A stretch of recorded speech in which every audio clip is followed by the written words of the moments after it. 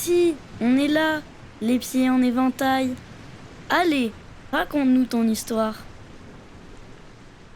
Dans la collection À chaque mois son histoire, voici le 4e volume, celui du mois d'avril, à lire les pieds en éventail.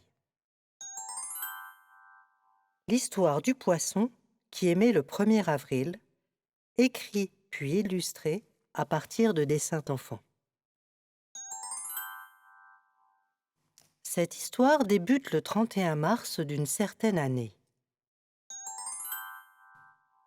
Dans un petit coin tranquille, au creux d'une vallée entourée de hautes montagnes, vivait un joli poisson très particulier, nommé Blouge.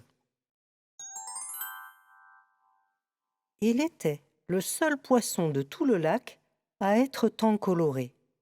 Tous ses congénères étaient gris, marron, blanc ou beige, parfois avec un peu de noir ou des reflets verts.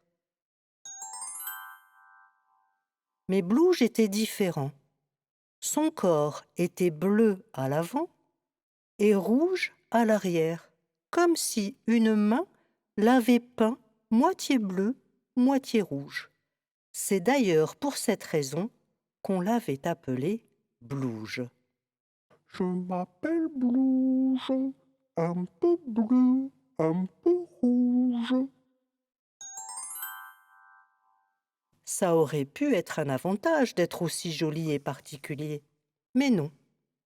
Dans ce lac où jamais personne ne venait, tous les autres poissons se moquaient de lui et le rejetaient. Alors Blouge était toujours seul et s'ennuyait. Il rêvait de partir voyager, de voir le monde et d'autres poissons, en espérant en rencontrer quelques-uns qui lui ressembleraient. Un jour, la pluie tomba sans discontinuer pendant des jours et des jours. Le niveau du lac monta, monta, jusqu'à inonder les berges puis la vallée tout entière. Blouge se trouva entraîné par le courant. Il lutta d'abord, effrayé par toute cette eau, tous ces remous, puis se laissa glisser fataliste, en se disant que quelque chose de nouveau lui arrivait. Le lac débordant rejoignit peu à peu un ruisseau, dans lequel Blouge se laissa entraîner, nageant un peu pour se frayer un chemin sans encombre. Le ruisseau rencontra bientôt une rivière, et Blouge continua sa route. Bientôt les remous devinrent moins puissants. La force de l'eau était moindre, le courant s'affaiblissait. Blouge se mit à nager normalement et découvrit un nouveau paysage, des rochers, des herbes qu'il n'avait jamais vues. Comme le soir tombait, il chercha un abri pour se reposer et passer la nuit. Mais toutes les anfractuosités des rochers étaient occupées. On le chassa, on le repoussa tel un intrus qu'il était devenu dans ce nouveau monde. Blouge était triste, très triste. Personne ne voulait de lui, personne ne l'aimait, personne ne s'intéressait à lui. Il pleura, pleura, pleura, autant que peut pleurer un poisson. Il nagea doucement toute la nuit. Au matin du 1er avril, le soleil se leva et une belle journée s'annonçait. Cette année-là, le 1er avril était un dimanche. Sur la berge, une famille composée du père, de la mère et de leurs 3 enfants venait de s'installer pour passer une journée en plein air au bord de la rivière. Le père en profitait pour pêcher, car c'était son passe-temps favori.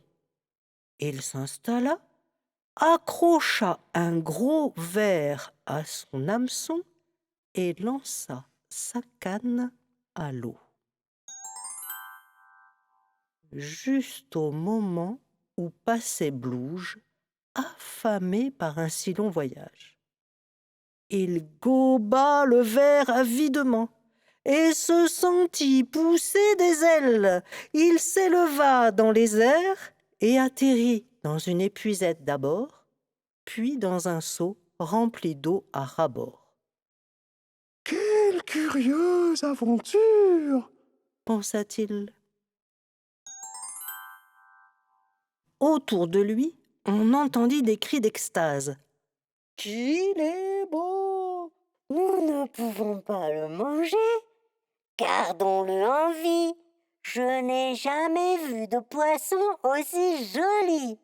Comme il est curieux! Tu as vu ses couleurs ?» Le père de famille, devant l'enthousiasme de ses enfants, décida de garder Blouge en vie, leur promit de le rapporter à la maison et de lui trouver une place dans l'aquarium familial. Effectivement, après cette grande journée en plein air, ils rentrèrent à la maison et Blouge trouva sa place dans l'aquarium.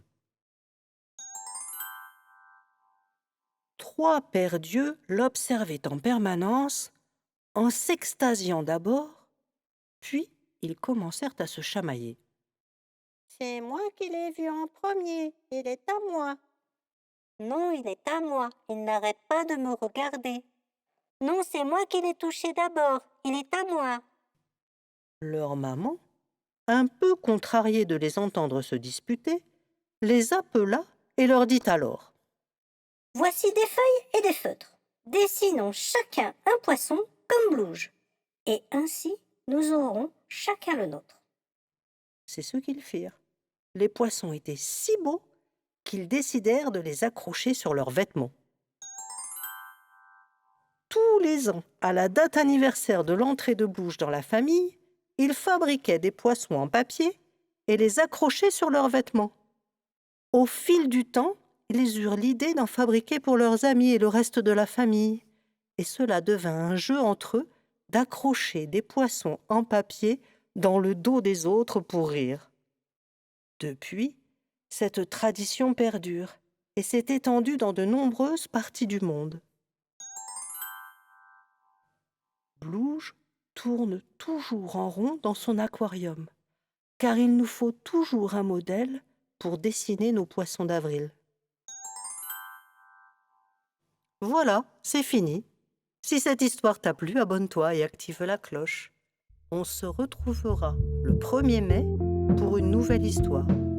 Si tu souhaites me soutenir et acheter le livre, je te laisse le lien dans la description. À bientôt!